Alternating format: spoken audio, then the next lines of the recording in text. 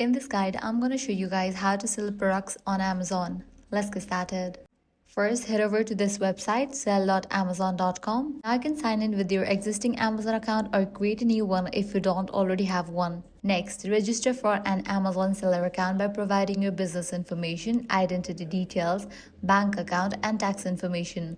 Once your account is approved, log in to Seller Central and click Add a Product to create a first listing. Enter your product title, description, price, images, and inventory details. Then choose whether you will ship orders yourself or use fulfillment by Amazon. After reviewing your listing, publish it so customers can start finding and purchasing your products.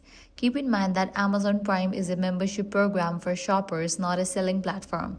However, if you use fulfillment by Amazon FBA, your eligible products can receive the Prime badge, making them available to Prime customers with fast shipping.